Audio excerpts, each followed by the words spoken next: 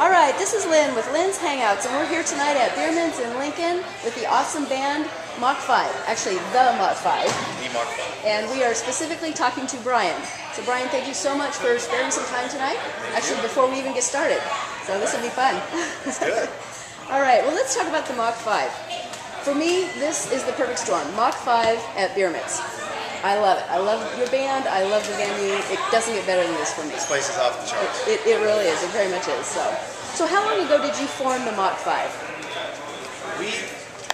Well, you know, I was thinking about that earlier today. Is this on? This is Dave, by the way.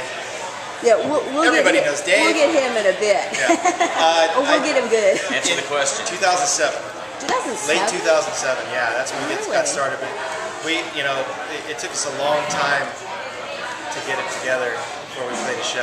You know, we all had other projects going on. Oh, okay. There's some craziness. Oh, I thought you'd been together a lot longer. You sound so melded together, which is very nice. So you've never seen the band? Well, actually, I was just going to say the first time I saw the Mach 5 was on Vernon Street at Downtown Tuesday. Oh, really? Downtown Tuesday night. Yeah. Yeah. That was like But 3 you years had- ago or so? Yeah, a lot of different players there. It was a different band. So they were a lot better then. Okay, we're going to hear you. All right, so how did you come to acquire the members? Okay. I Well, know recently you just added the 2 days. yes. Well, the original players, Rick from Oleander, grew up with them, friends for 40 years actually. Awesome. And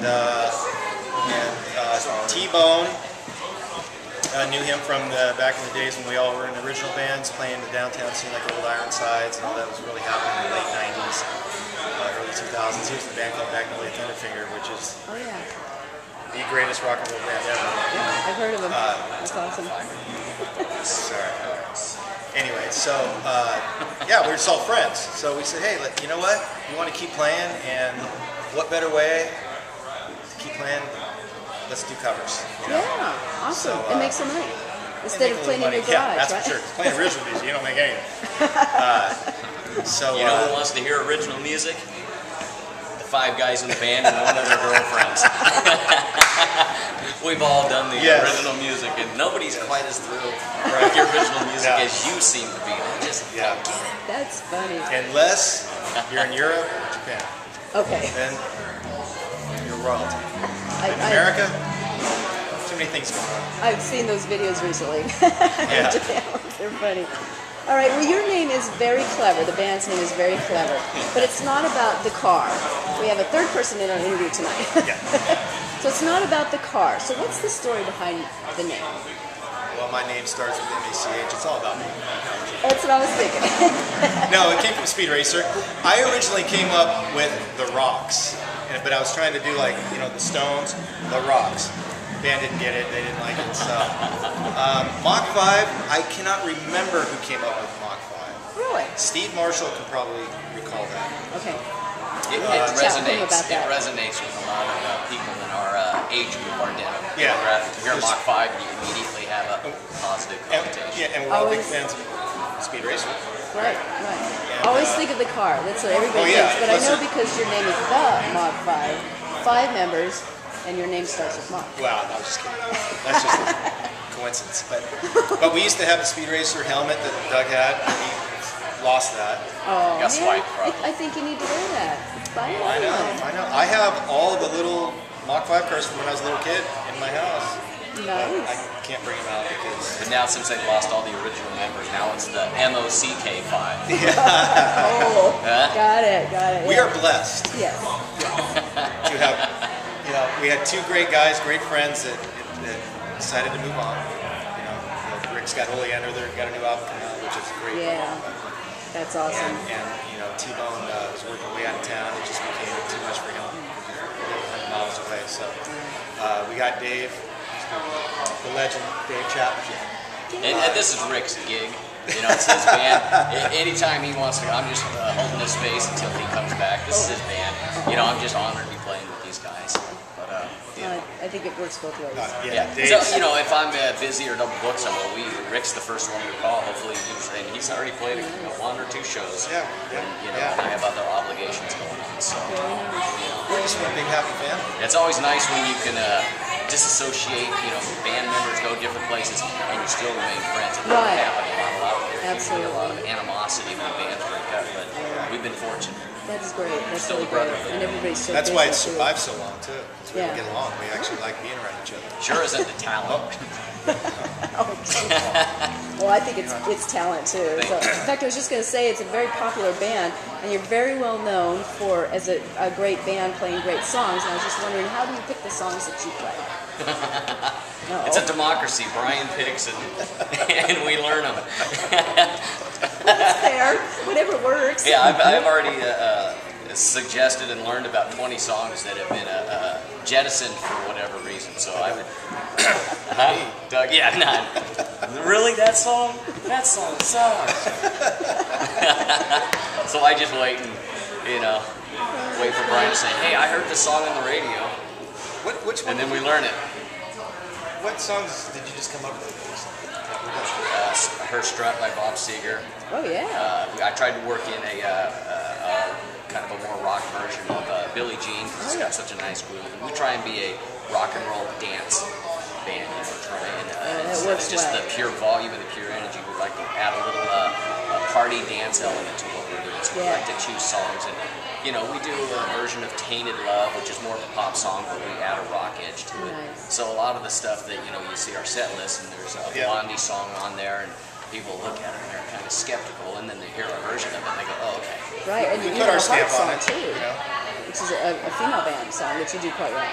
Right. Yeah. There were some heart songs that we have done in there. Doug sings the hell out of it. Yeah, absolutely. Well, I have to say it works very well for all your fans. We love what you play. We're out there just rocking it. It's awesome. It's very fun. Very fun. And then my next question was, when you had mentioned this a little bit, but how often do you rehearse? Well, we're scheduled once a week. We're scheduled once a week, but we end up rehearsing maybe once or twice a month. Oh, okay. Yeah, that for various reasons. Work sometimes interferes. Obviously, Ryan just had a little minor surgery, an addictomy, and edit. Sorry. He wants me to join his club. I can't. And some of us play in. I guess our daughters aren't going to hear this interview. In other bands, and so it's tough sometimes to get together at a regular. Work gets in the way. Wednesday night, at True Line Studios, we usually try and get together.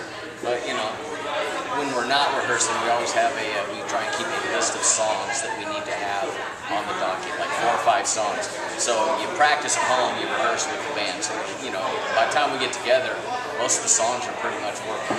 Everybody's ready to play, and we just have to put them together as a 5-piece. So then you can just meld them together. Right. And get each other's rhythms. Yeah, and this band's been together, the core, Doug and Steve and Ryan for so long, and me and Dave we have to keep up with them. Please. Being prepared, that's the only advice I have, be prepared. Be prepared, yes. Always changing. Yeah, don't be the weakest link in any band. That's what Brian's here for. Yeah. Heck of a job that somebody has to do it. Yeah, this is my last night with the band, obviously. That's great. Now, bringing Dave and Dave along is just, they're amazing players. Yeah, when they said, you're going to take Rick's place, I was like, cool, I love Oleander. I didn't realize I was... Oops.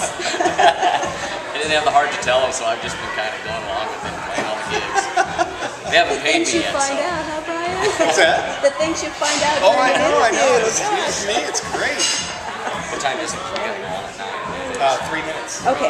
One real quick question. So the last set that you do, everybody or 3 of the 5 players kind of switch places. Switcheroos. Yes, and you add a keyboard, and you become the drummer. The drummer becomes the singer, the vocalist, and I just want to say your fans just love the versatility of that. That's really awesome. So how did that idea come about? I don't know how to play guitar. Me and Steve are both drummers, and we want to do a cover band, so, Take turns. And Steve's got a unique voice, and he can sing a lot of that. Yes. Punk. He does really well. He sounds really well. He likes to get up there. He's got a lot of charisma up on stage, a real cool guy vibe going. Yeah. So just changes it up a little bit. You know, not to detract from anybody else, but after a while, after 3 hours, 4 hours of the same band, it tends to kind of drag on. So it's a nice switch up for the rest of us as well. I know Dave and I, we don't switch our instruments, but you know, I have to turn down a little bit because I'm not competing with this guy. So the whole dynamic of the band changed. And it's a little refreshing from a stage perspective. It's like a totally different band. I was just going to say that. We feel that way as fans. Yeah, we thought that, we get to see two different bands. Right, we thought we'd break up the monotony and give us a little edge. You know, 'cause most bands can't do that. Yeah, exactly. And, you know, Doug's a great keyboard player. Yes, he is. Yeah, I was surprised when I joined the band. I thought he just hit single notes. He's actually pretty dang good at that. He's multi-talented. He plays guitar too. So he's one of those prodigy guys. Yeah, it's disgusting. he is. Yeah, we're trying to get rid of him. He's out shining the rest of us. Well, last question: is there anything else you'd like to say to Lynns Hangouts and to your fans? No, we look forward to seeing this interview. We're very narcissistic. We like watching ourselves. No, and thanks to everybody that comes out to see it and you know watches us and pays the cover. Or I hope you pay the cover, you walk away feeling you got your money's worth. That's what we're trying to do. We try and enjoy our time on stage. We try and push that out to the fans and get the reciprocal. Absolutely. When there's energy coming. Absolutely. Well, we thanks feel to that. you guys. Yeah, Thanks to Lynns Hangouts. Yeah. Thank you. It's great to have Great people concept. that support local music, and you guys are awesome. We're trying to do. Let's Keep you guys going. So. We're getting stage going. We're getting called. Thank you. Thank you very much. All right, thank you.